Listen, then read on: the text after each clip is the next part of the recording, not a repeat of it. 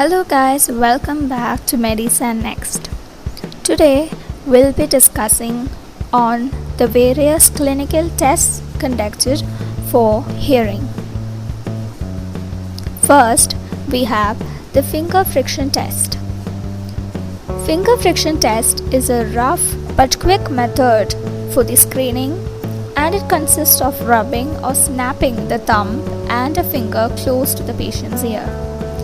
This way we can see if the patient can hear the sound or not.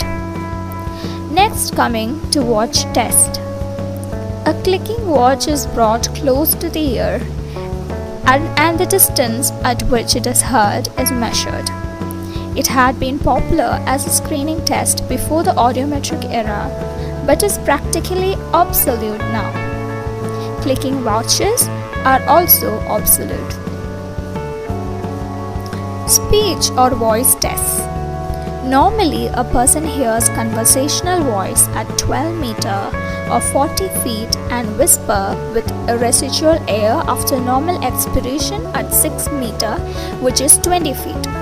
But for purposes of test, 6 meters is taken as normal for both conversation and whisper. Here the test is conducted in reasonably quiet surrounding. The patient stands with his ear towards the examiner at a distance of 6 meters. His eyes are shielded to prevent lip reading, and the non-test ear is blocked by intermittent pressure on the tragus by an assistant. The examiner uses sponty words such as black night, daydream, or some numbers with letters such as 2AZ, M6D, etc., and gradually walks towards the patient. The distance at which the conversational voice and whispered voice are heard is measured.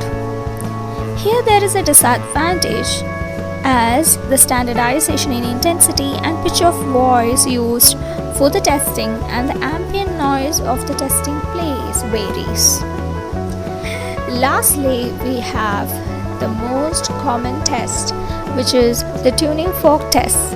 These tests are performed with tuning forks of different frequencies such as 128, 256, 512, 1024 Hz, etc. But for routine clinical practice, tuning fork of 512 Hz is used. A tuning fork is activated by striking it gently against the examiner's elbow heel of hand or the rubber heel of the shoes, and the examination is conducted. To test air conduction, a vibrating fork is placed vertically in line with the meatus about 2 cm away from the opening of the external auditory canal. The sound waves are transmitted through the tympanic membrane, the middle ear, and ossicles to the inner ear. Thus, by the AC test, the function of both the conducting mechanism and the cochlea are tested. Normally, hearing through AC is louder and heard twice as long as through the BC route. Now, for the BC test, the footplate of the vibrating tuning fork is placed firmly on the mastoid bone. Cochlea is stimulated directly by vibrations conducted through the skull bones. Thus, BC is a measure of the cochlear function only.